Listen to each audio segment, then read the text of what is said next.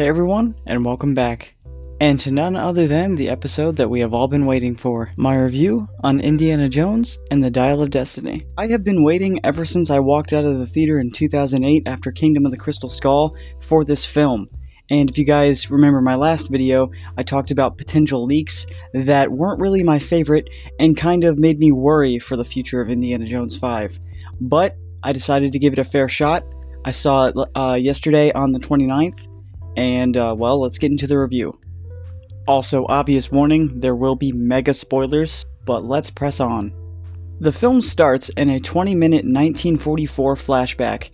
The first shot we see are Nazis running through a town with explosions surrounding them, as they are dragging a man with a bag over his head into a building with a tall sort of steeple.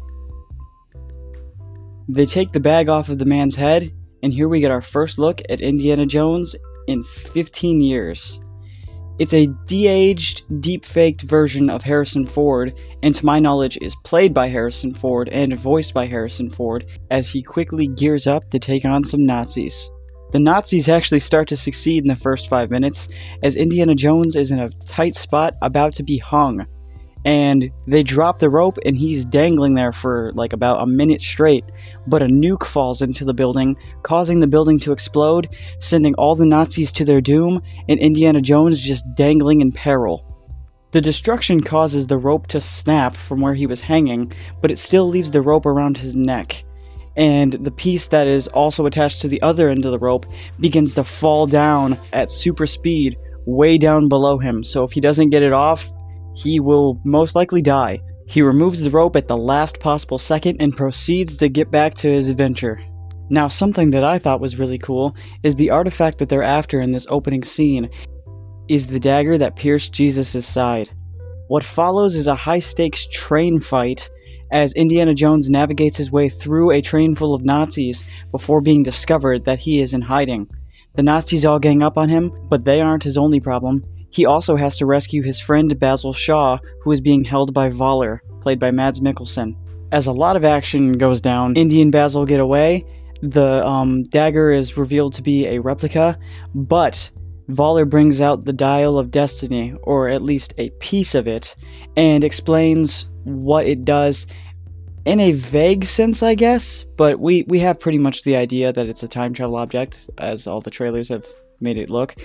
And as Indy and Basil are on top of the train now, still fleeing, Voller follows, and he gets clipped by a sign, knocking himself off of the train, as Basil and Indy get away with the piece of the Antikythera, or the Dial of Destiny. I thought this sequence knocked it out of the park, and it was really close to the feel of the original trilogy. They outdid themselves. Another thing is, well, yes, I could tell it was de-aged CGI deepfake technology. This is ILM and Lucasfilm. This is the most realistic that it is looked.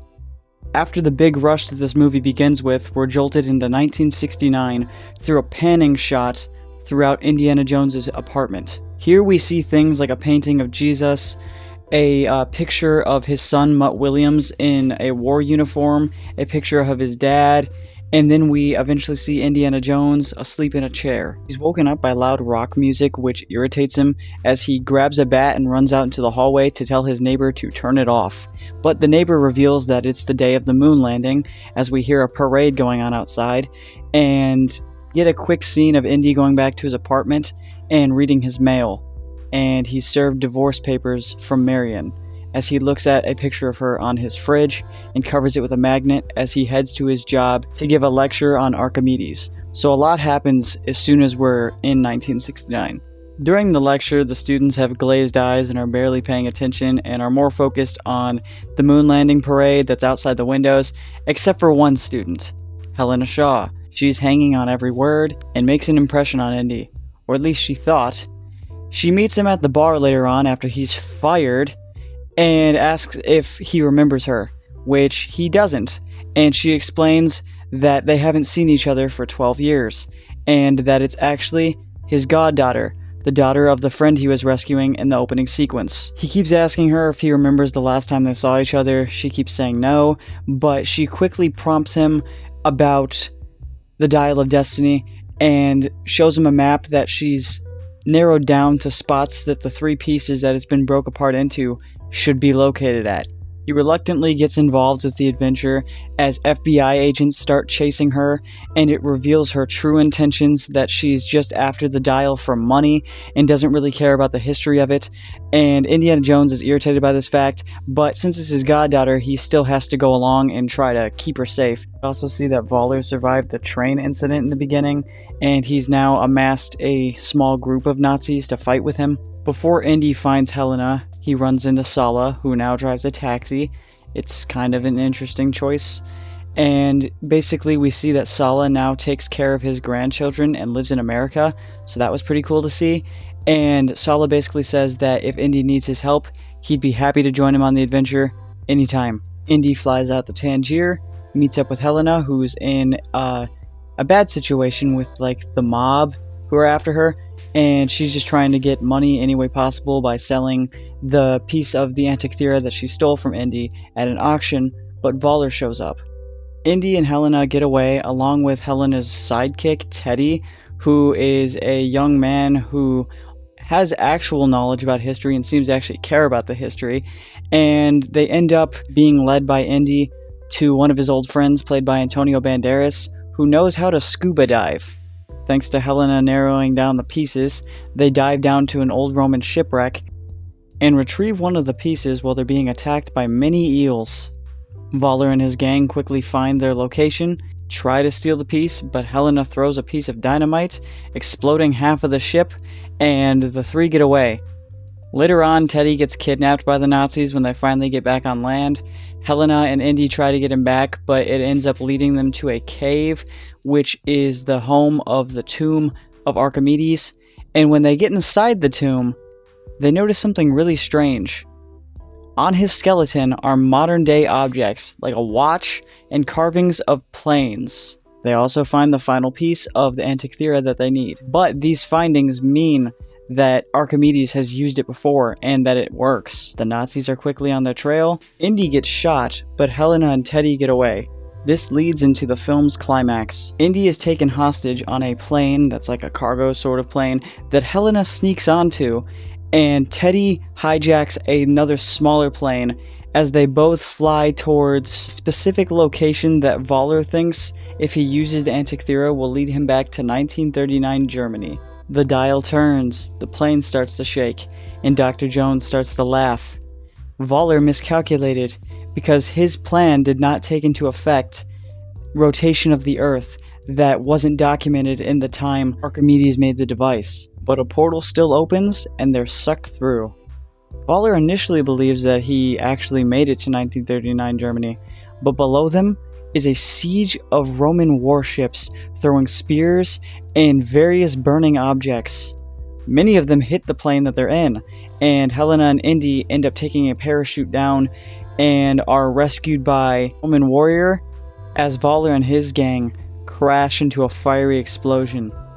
Indy is awestruck witnessing history around him and wants to stay in the past as he feels the future has nothing for him because, yes folks, the leaks were true. They kill off Mutt off-screen because he joined the war, and obviously, as we learned earlier, he's in a rocky relationship with Marion now. But, as I was said in my previous video where I thought that this was going to tick me off, it was actually handled really well, and the scene where Harrison Ford reveals this information, it acted really well. Archimedes shows up, and Indy and him have a nice conversation, and Indy's asking him to stay while Helena's basically begging him to come back to the present, and Archimedes reveals that once that portal closes, they're stuck there because the Antikythera isn't a time machine. It's an SOS beacon that calls help for the Battle of Syracuse to anyone who finds it. Indy then gets punched out by a reluctant Helena and wakes up in his apartment bed in 1969. The Nazis were defeated, Archimedes was helped in the war, and Indy had his final adventure. First thing he sees in 1969 is Helena asking him if his gunshot hurts, to which he responds, his jaw hurts worse. Then follows her out into the living room and asks her why she brought him back, and asks who needs him anymore. Well, it's heavily hinted at that she does, and then she also looks at the door as Marion comes in with groceries, followed by Sala and his grandkids and Teddy. It's like a sort of new family reunion. Helena and Sala shoo off themselves and the kids to go get ice cream out in the streets to leave Marion and Indy to have time for themselves and to reunite. Indy asks Marion where it hurts, reminiscing of the scene from Raiders, and then she asks him the same, and he says everywhere, talking about everything that they've been through recently and his whole life. Marion and Indiana then kiss, showing that they have reunited, and the film ends with Helena and Teddy walking off into the streets as the final shot pans upward towards his hat that's drying on a clothesline, and the screen goes black in a circle around the hat as his hand grabs the hat and brings it inside. Which may sound familiar to you guys if you watched my last video, because that was part of the leaks. But everything that I read in the leaks and talked about last video that was in the movie was actually done very, very good. I thought it was going to be done in a cheap way or a bad modern writing way, but it was actually done really well with the writing that was given and the acting from Harrison Ford and the whole cast. Plus, considering a lot of modern sequels ignore sequels that underperformed, I was just happy that they were even talking about Crystal Skull at all. Which, yes, I wish they would have went about Mutt and his relationship with Marion differently, but the whole film was done really well in my opinion, and there's a lot more good than the things that irritate me. And by the end of it, I really liked Helena. She went through a really nice character arc. I liked Teddy. He was a good new addition. Harrison Ford as Indiana was awesome. Antonio Banderas as Ronaldo could have had a lot more screen time, but he did great with what he was given. Karen Allen as Marion was a very nice cameo. And they even got John Davies back as Sala, and he was handled with a lot of respect. And I liked that the Antikythera wasn't just your typical time machine that gave you the possibility to do anything and ruin everything. It was its own original item, and I liked that it had a twist that its power couldn't be abused, and it was an ancient sort of beacon for help. That was really cool to me. And Indiana Jones getting to actually witness the history that he studied and be a part of it was just a really cool choice and decision. I definitely wouldn't mind if they made a 6th installment, and I think they should, but they probably won't. And hey, this is a really good conclusion to the franchise in my opinion, and I'm probably going to see it again. And those, everyone, are my thoughts on Indiana Jones and the Dial of Destiny. Finally. What did you guys think of this film? Have you guys seen it yet? Are you going to see it? What do you guys think of this video and my thoughts on it? Thank you guys for watching. Don't forget to like and subscribe, and see you guys next time.